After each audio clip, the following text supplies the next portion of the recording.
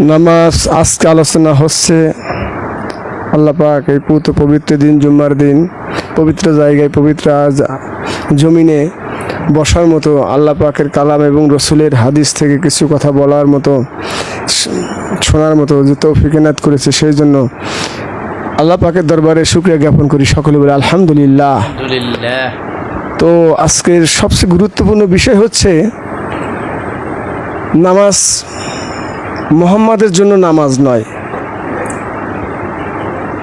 আমাদের ঈমান হচ্ছে মুহাম্মদ আল্লাহর নবী আমাদের ঈমান, তার উপর ঈমান আনিয়ে আমরা হয়েছি মুসলমান। এবং মুসলমানের কর্ম যা নির্দেশ দেয় রসুল, সেগুলো হচ্ছে মুসলমানের কর্ম। তো আল্লাহ পাক কিন্তু বলেনি নামাজ মুহাম্মাদের জন্য, বলছেন নামাজ মুমিনের জন্য, নামাজ মুমিনের জন্য, যারা যারা ঈমান আনিয়েছে তাদের জন্য নামাজ। আর নামাজ কিন্তু পড়তে বলে নাই, নামাজ প্রতিষ্ঠিত করতে বলছে। একটা এত বলা হয়নি একরামুস সালাত, এ কথা কিন্তু বলা হয়নি, বলছে কি যে আকিমুস সালাত, আকিম প্রতিষ্ঠিত, মুসসালাত সংযোগ রাখিয়া কায়েম করো। তো নামাজ আর জিকির দুটো সমানই। তরিকতপন্থী নামাজকে কেউ কেউ তরিকতের জিকিরের প্রতি অনুপ্রাণিত করিয়াছে, আবার কেউ কেউ এই নামাজকে প্রতিষ্ঠিত নামাজকে অনুপ্রাণিত করে। তবে যে কোনো প্রকার জিকির করুক না কেন, স্মরণ করুক না কেন, উভয়বিধ স্মরণের মধ্যে যদি আল্লাহর রেজামন্দি থাকে, আল্লাহর খুশি থাকে, আল্লাহর নৈকট্য লাভ করতে পারে, তবে সে যেটাই করুক না কেন সেটার মধ্যে দিয়ে সে সফল কাম অর্জিত করতে পারবে, তবে সে সফলতা লাভ করতে পারবে। তো যে কথাতে বললাম জিকির এবং নামাজ, তরিকতপন্থী ব্যক্তিগণ নামাজকে জিকির বুঝাইছে, আবার জিকিরকে আবার নামাজ বুঝাইছে। এটা সূরাতুল আল ইমরানের মধ্যে উৎফুল্ল তফসির কিতাবের মধ্যে আসছে যে যেটাই জিকির করুক না কেন উভয়বিধ জিকিরের মধ্যে আল্লাহর রেজামন্দি থাকতে হবে। তো যা হোক, এইগুলো বিষয় বোঝার জন্য মানুষ কেন বোঝে না? কালেমা বোঝে না, যার জন্য কোরআন বোঝে না। যে কালেমা বোঝে সে কোরআন বোঝে। আগে কালেমা, কোরআন পরে, কোরআন তেলাওয়াতটা পরে, আগে কালেমা। কালেমা আগে জানতে হবে। কালেমা আল্লাহ রসুল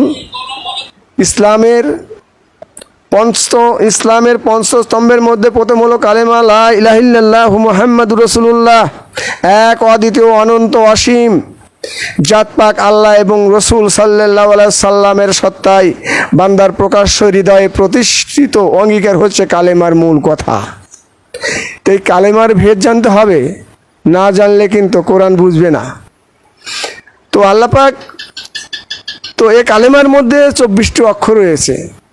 লা ইলাহা ইল্লাল্লাহতে 12টি, মুহাম্মাদুর রাসূলুল্লাহ এর ভিতরে 12টি, মুহাম্মাদুর রাসূলুল্লাহ এর মধ্যে 12টি। লা ইলাহা এর ভিতরে 5টি অক্ষর, হরফে মুকাত্তাত। ইল্লাল্লাহতে 7টি হরফ, এটা হচ্ছে হরফে মুকাত্তাত। মুহাম্মাদুর রাসূলুল্লাহ 12টি অক্ষর, এই 12টি অক্ষরকে 3টা ভাগে ভাগ করা হয়েছে। মুহাম্মদ, রসুল, আল্লাহ, এই 3টা ভাগে ভাগ করা হয়েছে। এই 3 বস্তুকে যতক্ষণ পর্যন্ত একজন মানুষ না চিনবে, না বুঝবে, ততক্ষণ পর্যন্ত আল্লাহর হুজুরিতে পুজতে পারবে না, ততক্ষণ পর্যন্ত আল্লাহকে সে চিনবে না, আল্লাহর রূপ সে দর্শন করতে পারবে না।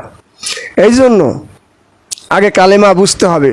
তাহাকিকের সহিত, তাহাকিক শব্দের অর্থ চেনা অথবা জানা, তাহাকিকের মধ্যে দিয়ে কালেমা আপনাকে পড়তে হবে। তো আল্লাহ পাক বললেন হাদিসে কুদসি, রাসূল সাল্লাল্লাহু আলাইহি সাল্লাম বলেন, হাদিসে কুদসির মধ্যে রাসূল সাল্লাল্লাহু আলাইহি সাল্লাম বলেন লা ইলাহা ইল্লাল্লাহ, আল্লাহ পাক বললেন এই কালেমা যে পাঠ করবে, এই কালেমার দুর্গে যে এই কালেমা যে পাঠ করবে, সে এমন একটি দুর্গে, এমন একটি গৃহের মধ্যে প্রবেশ করলো অর্থাৎ সে নিরাপদপ্রাপ্ত, সে নিরাপদ, তার কোনো আর ভয় নেই। এই কালেমা বেশি বেশি করে জপলেই কিন্তু আমান মিলবে না, আর বেশি বেশি করে জপলে আমান মিলবে না। আর আল্লাহর দুর্গে যে প্রবেশ করবে তা নয়, বিষয়টা এমন নয়, বিষয়টা এমন নয়। এই কালেমা তাহাকিকের মধ্যে রয়েছে এক অনন্তহীন গভীর রহস্য, সমস্ত সৃষ্টির প্রকাশ অর্থাৎ উদয় বিলয় এই কালেমার মধ্যেই নিহিত। সমস্ত সৃষ্টির মূল কেন্দ্রবিন্দু এই কালেমার মধ্যে রয়েছে। এই কালেমার ভেদ তথ্য যারা জানেনি তারা কথিত মুসলমান, সত্যিকারে মুসলমান না। চেনা জানার ক্রমোন্নতি স্তর সাব্যস্ত রইয়াছে অবশ্যই স্বীকার কার্য, এবং কালেমা যতটুকু চিনিয়েছে মর্যাদাও ততটুকু পাইবে। যে কালেমা চিনতে পারেনি, যে কালেমা বুঝতে পারেনি, তার জন্য জাহান্নাম, আর যে কালেমা বুঝিয়েছে তার জন্য রয়েছে আমার আল্লাহ পাকের দর্শন।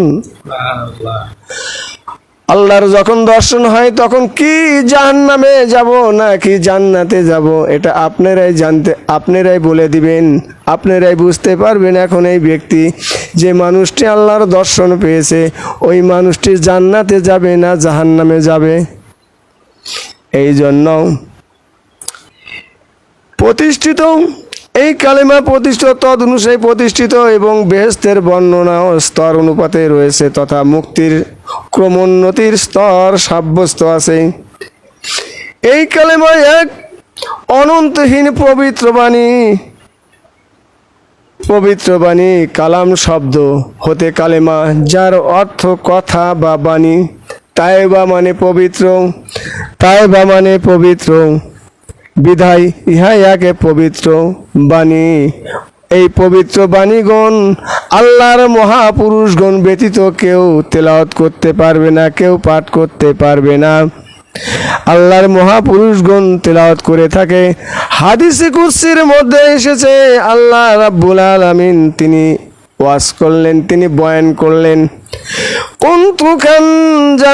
কুনতু কানজান মুকফিয়ান ফাবাবতু আন উরাফা ফা খালাকতু খালকা। আল্লাহ কয় আমি আল্লাহ গঞ্জে মুকফি ছিলাম, গোপন ভাণ্ডে ছিলাম, নিজেকে প্রকাশ করিবার মানুষে সমস্ত কিছু সৃষ্টি করে নিজেকে প্রকাশিলাম। কাজী আল্লাহ পাক প্রকাশিবেন, এটাই ছিল তার মূল কথা, এটাই ছিল তার ইরাদা। তাই ওয়াহেদ হতে আহাদ, ওয়াহেদ হইতে আহাদ, এখানে বুঝতে হবে ওয়াহেদ কি। ওয়াহেদ শব্দের বাংলা কি? এক। আহাদের বাংলা একক। একক, একের মধ্যে একক থাকে না, একের মধ্যে একক থাকে না। কথা বুঝলেন? আল্লাহ কিন্তু এক।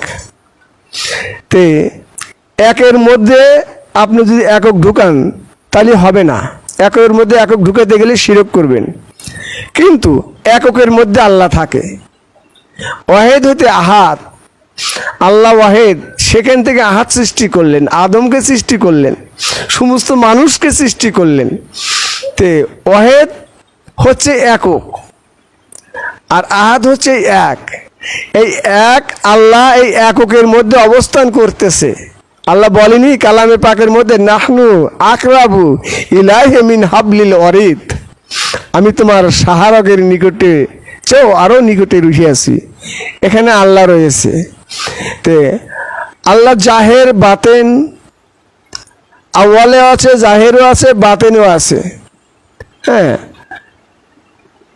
তে কালামে পাকের মধ্যে আল্লাহ বললেন আমি আল্লাহ জাহেরে আছি, বাতেনে আছি, গোপনে আছি, প্রকাশেও আছি, সবভাবে চার আকসামে আল্লাহ বিরাজমান। আর আল্লাহর নবী তিনি কোথায় আছেন? সূর্যের আলো যেখানে থাকবে, সূর্য যেখানে, সূর্যের আলো যেখানে সেখানে, আর এই দেহ যেখানে রুহু সেখানে।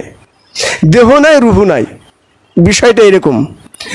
তে দেহ আল্লাহ যেখানে মুহাম্মাদও সেখানে। আল্লাহ আছে সাহারকের নিকটে, মুহাম্মদ কোথায়? মুহাম্মদ রয়েছে, আল্লাহ বলেনি আন্নাবিয়্যু আওলা বিল মুমিনিনা মিন আনফুসিকুম, আমার বন্ধু আমার নবী তোমার জানে চাইতো আরো বেশি নিকটে অবস্থান করেছে কাদের? মোমেনদের। 5 ওয়াক্ত নামাজ পড়ে তাদের জন্য নয়, যারা মোমেন হইয়া যারা নামাজ আদায় করে তাদের অন্তরের মধ্যে আল্লাহর নবী অবস্থিত। যারা বলে নবী মাটির তৈরি, নবী মারা গেছে, তাদের কাছে আমার নবী কখনো থাকবে না, কারণ আল্লাহর নবী কখনো মারা যায়নি, তিনি হায়াতুন নবী, জিন্দা নবী, পয়েন্দা নবী। এই জন্য যারা বলে নবী মারা গেছে, ওরা তো নবীর দুশমন, ওদের মধ্যে ঈমান নাই। ও হাবিরা বলে নবী মরিয়া গেছে, ও হাবিরা বলে নবী এই মরে নাই নবী জিন্দা রইয়াছে, মরে নাই নবী জিন্দা রইয়াছে। ও হাবিরার বলে নবী মরিয়া গেছে, এই যে ও হাবিরা বলে নবী মরিয়া গেছে। ইচ্ছা করলে নবী বরে থাকতে পারতো আরশ পরে, ইচ্ছা করলে নবী বরে থাকতে পারতো আরশ পরে। উম্মতেরই জন্য নবী শুইছে মদিনা, ও হাবিরা বলে নবী মরিয়া গেছে। বুঝছেন? এই জন্য অহেদ হইতে আহাদ বিবর্তন এনে অনন্ত সৃষ্টি প্রণয়নের জন্য আল্লাহ যা সৃষ্টি করলেন তা হচ্ছে লা ইলাহা ইল্লাল্লাহ মুহাম্মাদুর রাসূলুল্লাহ। সৃষ্টি বিজ্ঞানকে জানা এবং স্রষ্টাকে চেনার তাগিদ রয়েছে এই কালিমার মধ্যে। তাহকিক শব্দের অর্থ চেনা বা জানা। রাসূল পাক বলেন মান কালা লা ইলাহা ইল্লাল্লাহ আলফা আলফা মারারতু বেআলা তাও কি বেআলা তাওহীকি কে ফাহুয়া কাফিরুন। কালেমাকে তাহকিক প্রমাণ বা সৃষ্টি বিজ্ঞানকে জানা না করলে 1000 বার পড়লে সে কাফের থাকবে, আর একবার যদি কালেমা চিনিয়ে আসে, একবার যদি পাঠ করে আল্লাহর নবী বললেন সে বেহেশতবাসী। কালেমাকে চেনা বা তাহকিক করা মানে কালেমার দুর্গে প্রবেশ করা। আপনি হবর করে তাসবিহ তেলাওয়াত করে কালেমা পাঠ করতেছেন আর বলতেছেন হাদিসে কুদসির মধ্যে আছে এই দুর্গে প্রবেশ করলে এই কালেমা আমার দুর্গে যে প্রবেশ করবে, লা ইলাহা ইল্লাল্লাহ হচ্ছে আল্লাহর দুর্গ, এই দুর্গ প্রবেশ করলে সে জান্নাতি। তাই মানুষ কি করে? তাসবিহ তেলাওয়াত করে রাস্তায় যাচ্ছে আর তাসবিহ টিপছে, সবসময় কালেমা পড়ছে, কিন্তু কালেমার তাহকিক তার অন্তরের মধ্যে নাই। তাহকিক ছাড়া কালেমা পড়লে 1000 বার পড়লে তার মৃত্যুটা কাফেরের মধ্য দিয়ে হয়ে যাবে। এই জন্য তাহকিক মানে কালেমার দুর্গে প্রবেশ করা, অর্থাৎ যিনি আল্লাহকে আল্লাহ রাসূলকে চিনিয়াছে তিনি কালেমার দুর্গে প্রবেশ করিয়াছে, কালেমাকে চিনতে পেরিয়াছে, আল্লাহ অনন্ত সাগরে ডুব দিয়েছে এবং আল্লাহ পাকের পরিচয় লাভে সে ধন্য হয়েছে। এই জন্য সূরা ফাতিহা আলহামদুলিল্লাহ এর মাঝেও কালেমার ভেদ তত্ত্ব রয়েছে। বিদায় কোরআন শুরু হলো সূরা ফাতিহা দিয়ে। আলহামদু শব্দটির মাঝে আলিফ এবং লামে প্রকাশ হলো আল বা এক নূরময় স্রোত দ্বারা। মহাকালের বিকাশিত আদিরূপ, মহাকালে বিকাশিত আদিরূপ এই স্তরে জাত পাক আল্লাহ সিও এসকে নিজেই মশগুল বিদায়, লামের মাঝে আলিফের অবস্থান, যা লাম আলিফের রূপে প্রকাশ। মূলত কালেমার দুটি লা আছে, একটি সৃষ্টির দিকে ধাবিত আর একটি লা মোকামের দিকে স্থিত। একটি সৃষ্টির দিকে ধাবিত আর একটি হচ্ছে লা মোকামের দিকে স্থিত। সূরা হুজরাত এবং এই আলোচনাটা পরে শিও মানুষ জগৎ হতে অস্তিত্ব শূন্য করতে হবে। লা ইলাহা মানে নেই কোনো উপাস্য তথা বস্তু জগতের অদৃশ্য উপাস্য, আমার উপাস্য নাই। এই জন্য ইমাম গাজ্জালি বলেছে না দেখিয়া ইবাদত করলে শিরক হয়ে যাবে, যার দাসত্ব করা হবে তাকে চিনতে হবে। ইমাম গাজ্জালি রহমতুল্লাহ আলাইহি তিনি তার কিতাবের মধ্যে বর্ণনা করেন, সদাগায়েত কিতাবের মধ্যে বর্ণনা করেন, দাসত্ব করতে হলে তাহাকে চিনতে হবে। এই জন্য বলা হয়েছে, নেই কোন উপাস্য তথা বস্তু জগতের অদৃশ্য উপাস্য আমার উপাস্য নয়, ইল্লাল্লাহ আল্লাহ ব্যতীত নেই তথা সেপাতে দৃশ্যমান আল্লাহ ছাড়া আমার কোনো উপাস্য নেই। এই কথাটি যুগে যুগে মুহাম্মদ সাল্লাল্লাহু আলাইহি সাল্লাম তাহাকিক করে দেখিয়েছেন। বিদায় কালেমার শেষে নবী রাসূলদের নাম এসেছে, আলহামদুলিল্লাহিল্লাযী খালাকা সামাওয়াতি ওয়াল আরদ ওয়াজালাস জুলুমাতি ওয়ান নূর। জাত ও সিফাতের মাঝে মুহাম্মদ সাল্লাল্লাহু আলাইহি সাল্লাম প্রকাশ এবং আমিত্ব নাস্তিক করে লা মোকামে ওয়াইসিল হয়ে রসুল রূপে স্থিত আছেন এবং তা চির বর্তমানে। বিদায় কালেমায় মুহাম্মদ নাবিউল্লাহ না হয়ে হয়েছে মুহাম্মাদুর রাসূলুল্লাহ। আর এই পতিত শিক্ষা মানবকে শিক্ষা দিয়েছেন লা ইলাহা ইল্লাল্লাহু মুহাম্মাদুর রাসূলুল্লাহ। এ হলো মানব জাতির মুক্তির বাণী। কালেমা যে চিনিয়াছে সে মুক্তি পাইয়াছে, আর কালেমা যে চেনে নাই সে মুক্তি পায় নাই। মৌখিক পাঠ কালেমার মূল বিষয় নাই। রাসূলের মাঝে আল্লাহ পাক ভিন্ন অবস্থায় নিহিত। বিদায় আল্লাহ এবং রাসূলের মাঝে পার্থক্য দেয়াল টানা কুফরি। শুনুন, আল্লাহ এবং রাসূলের মাঝে পার্থক্য করা যাবে না। ইমান বিষয়ে পার্থক্য করা যাবে না। আল্লাহর উপর যেরকম ইমান রাখতে হবে, রসুলের উপরও ওই রকম ইমান রাখতে হবে। সূরাতুন নিসার মধ্যে 50 এবং 51 নম্বর আয়াতের মধ্যে 150, 151 নম্বর আয়াতের মধ্যে আমার আল্লাহ কয়, ইন্নাল্লাযীনা ইয়াকফুরুনা বিল্লাহি ওয়া রাসূলিহি ওয়া ইউরিদুনা ইউফারিকু বাইনাল্লাহি ওয়া রাসূলিহি, নিশ্চয় যারা কুফরি করে এবং আল্লাহ ও আল্লাহ রসুলের মধ্যে পার্থক্য করিতে ইচ্ছা করে, ওয়াইয়াকুলুনা নুমিনু বিবাদিন ওয়া নাকফুরু বিবাদিন, এবং বলে আমরা কিছু কথার উপর প্রতি ঈমান আনি এবং কিছু কথার প্রতি আমরা কুফরি করি। ওয়াইরুদিনাই আইয়াতাখিযু বাইনা জালিকা সাবিলান, এবং তাহার মধ্যবর্তী কিছু পথ আমরা গ্রহণ করতে ইচ্ছা করিয়া, উলাইকা হুমুল কাফিরুনা হাক্কান ওয়া আতাদনা লিল কাফিরিনা আযাবাম মুহিনান। উহারাই হইল প্রকৃত কাফের এবং কাফেরদের জন্য যন্ত্রণাদায়ক শাস্তি রইয়াছে। আল্লাহর নবীকে চিনতে হলে, আল্লাহকে চিনতে হলে আলীর বেলায়েতের মধ্যে দাখিল হইতে হবে। ওলিদের চিনতে হবে, ওলিদের নিসবত থাকতে হবে। ওলি কারা? এই ওলিদেরকে বলা হয় রসুল। এদের মধ্য থেকে রসুল চিনলে নবী চিনবে, নবী চিনলে রসুল চিনবে। কালেমায় মুহাম্মদ রসুল আল্লাহ 3টি অংশ রইয়াছে। 12টি অক্ষরকে 3টা ভাগে ভাগ করিয়াছে। মুহাম্মদ রসুল আল্লাহ। এখানে যখন চেনা হবে তবেই রসুলকে চেনা যাবে।